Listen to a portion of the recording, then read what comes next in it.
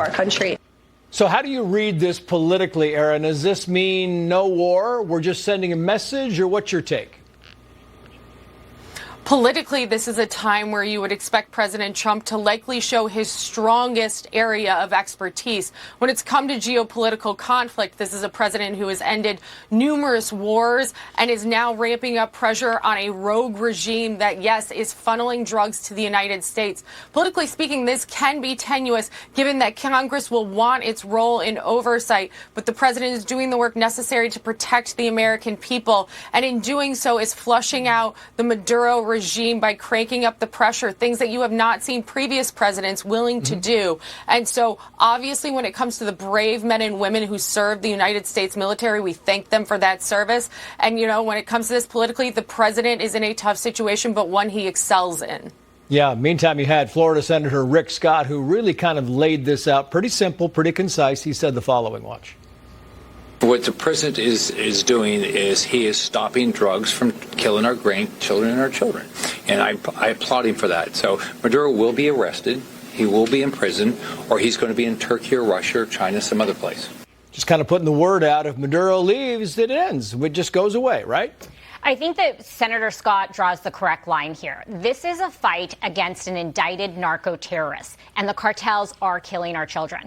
The Reagan Defense Forum had put together a poll just last month, and Americans want America to lead on this. 62% want us to take a strong position against these narco-terrorists, and 81% want America's military to be the most sophisticated and the most powerful in the world. That's when we see peace. We see peace when we are the strongest. Yeah, and 100% do not want their kids to die of a drug overdose. That's for sure. President is a little unclear on attending meetings in Europe, talking about talking about Zelensky and the possibility of ending the war. Things are still a little tenuous. The president had this to say, Erin. We'll see whether or not we attend the meeting. We said we'll attend the meeting if we think there's a good chance of they want me to attend, they want us to attend. And we'll be attending the meeting on Saturday in Europe if we think there's a good chance. And we don't want to waste a lot of time. We think it's negative. I think the president is getting more skeptical about this whole thing, and he wants assurances. What do you think about this, Erin? I think you're completely correct, Trace. I think President Trump is sick of the tire kickers abroad.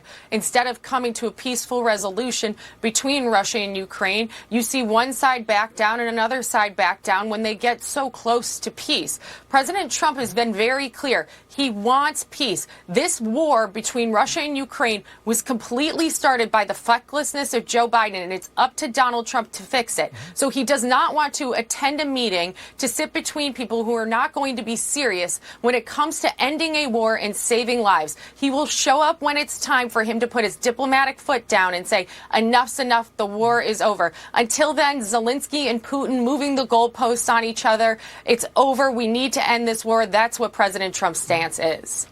And meantime, we cannot do a political panel, Jessica Milan Patterson, without talking about the word affordability. So here is affordability, starring tonight, the Speaker of the House. Watch. You're going to continue to see this theme going forward, our affordability agenda, as we go forward into the new year, and we bring more proposals forward to reduce not only the cost of health care, but the cost of living overall. We are the party that's going to do that. Yeah, we are the party of affordability now, Jessica. I think it's right for Republicans to take on affordability as their brand.